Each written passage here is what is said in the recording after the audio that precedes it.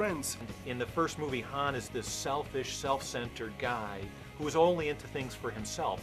And so you get to this crucial point in the movie where everybody's coming together to, you know, to fight this great evil, and Han's response is, "Hey, I got my money, I'm out of here." Gets whacked with a pole and falls into a big pit and it belches, and you're like, oh, come on. You know, I think it would be kind of cool if they could, like the original poster that my dad bought me in the theater when he first took me to see it, maybe have that printed on the lid of the coffin. That would be kind of cool.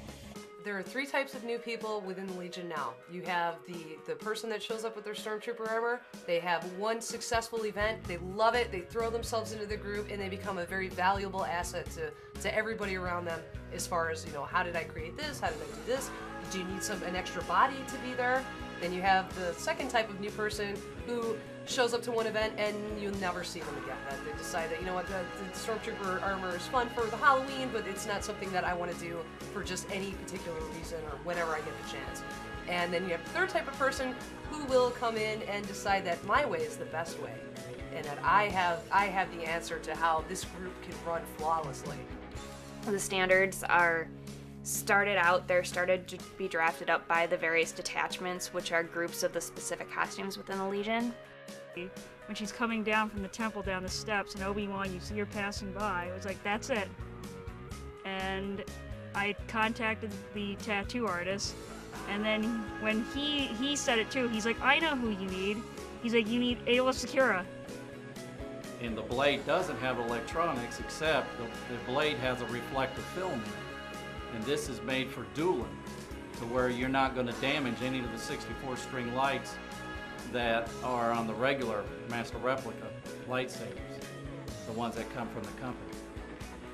And not only when they take the blade off, but it seems to also increase the volume on the sound, because they put like a bigger speaker into the sound. So not only do you not have the blade with the 64 string lights, but this thing is almost like indestructible unless you really get crazy with it. But anyway, when it turns on, you can still got the swoosh sound to it. And it also has the bright Lex 3 light, which you use premium batteries for this, because if you use cheap batteries, the light isn't as bright. Today is Monday, February 19th, 2007. You're listening to Star Wars Action News. This is episode number 78. I'm Marjorie and I'm here with Arnie. We've got a lot of exciting things to talk about. And so I suggested to my wife that we do a podcast, and she goes, "What's a podcast?" And I said that it was an internet radio show, and she's like, "We're going to talk about collecting every week?" Yeah, I think she didn't think there was enough to talk about, but we've been going every week for a year and a half. And you know what the W stands for. I almost did, because the Jabba in the throne room looked so nice in person. You're going to have to do a review for us, Greg, and let us know what you think. Greg the Wookiee, Dan. I think the reason we get the supports we do from the other Star Wars fan sites is because we're a completely unique and non-threatening entity. There are so many news sites out there, and that's what they are. They're news sites, and they're all competing for the same news, and they're all trying to generate the same traffic. We're doing something completely out of left field, and some of the sites said they thought about doing it before and they didn't get around to it, which was again why I hurried to get into production with it. And then they said that rather than try and redo what we'd already done, they just decided not to, because they, in their words, we did it so well.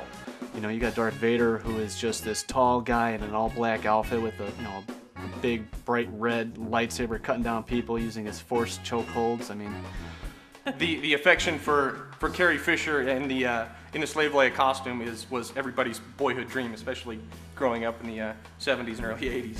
I think it would be really cool sometime to make the Slave Leia costume for my husband, probably for our anniversary.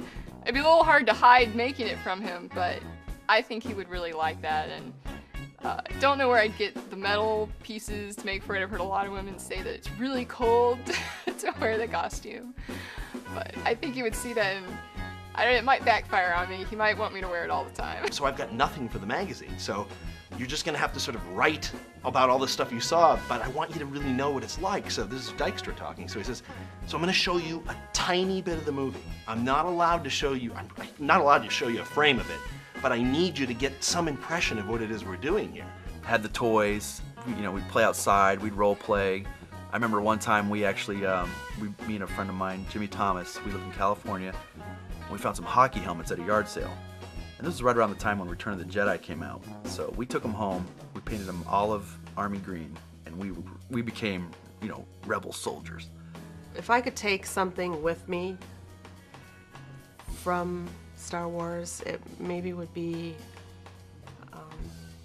the music.